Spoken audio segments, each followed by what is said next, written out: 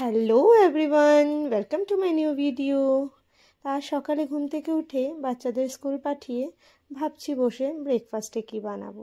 যেহেতু ঠান্ডা প্রচুর পড়েছে, এই রোজের খাওয়া যেমন শুকনো রুটি তরকারি বা লুচি সবজি যাই হোক আমরা খাই, সেই সব আমার খাওয়ার খুব একটা ইচ্ছে নেই। তো আজ কিছু চটপটা বানানোর ইচ্ছে করছে।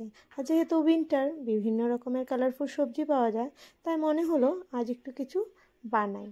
তো দেখলাম বাড়িতে কিছু বান রয়েছে, তো ভাবছি আজকে একটু ভেজ বার্গার বানিয়ে ফেলি। তবে ভেজ বার্গার মানে ভেজই, নো অনিয়ন নো গার্লিক, খেতে কিন্তু খুব ভালো হয়।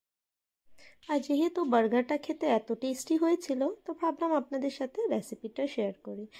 আর এভাবে না প্যাটিগুলো বানিয়ে কিছুদিন ফ্রিজেও রেখে দেওয়া যায়। তো ধরুন 4 থেকে 5 দিন, যখনই মন হলো বের করে সেটাকে স্যান্ডউইচই বলি বা বার্গারই বলো, সেভাবেই করে দেওয়া যায়। একটু গরম করে নিতে হবে, ব্যাস। গরম করেই বাচ্চাদেরকে এই বার্গারের মতো বানকে বাটারের মধ্যে একটু টোস্ট করে ভেতরে একটু চিজ দিয়ে বা গ্রিন চাটনি দিয়ে সেভাবেই সার্ভ করা যায়। তো আপনাদের কেমন লেগেছে ভিডিওটা অবশ্যই জানাবেন।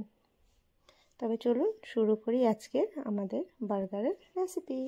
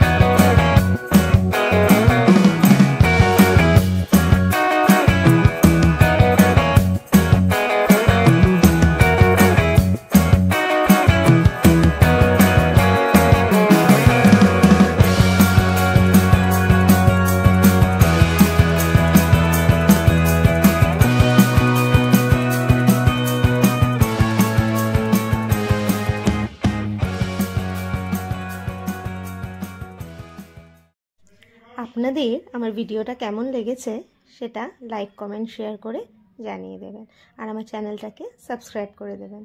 আর হ্যাঁ, বেল নোটিফিকেশনটা কিন্তু অন করতে ভুলবেন না, যেন নেক্সট ভিডিও আসতেই আপনাদের কাছে নোটিফিকেশন চলে যায়। দেখলেন খুব সহজে হয়ে গেল আজকের ভেজ বার্গার। এই যে গ্রিন চাটনিটা বানিয়েছি, এখানে রয়েছে ধনিয়া পুদিনা শুকনো লঙ্কা আর সামান্য একটু কালো জিরে, বাস। খেতে কিন্তু ভালো হয়েছে। আপনারা কমেন্ট করতে কিন্তু বলবেন না। Thank you.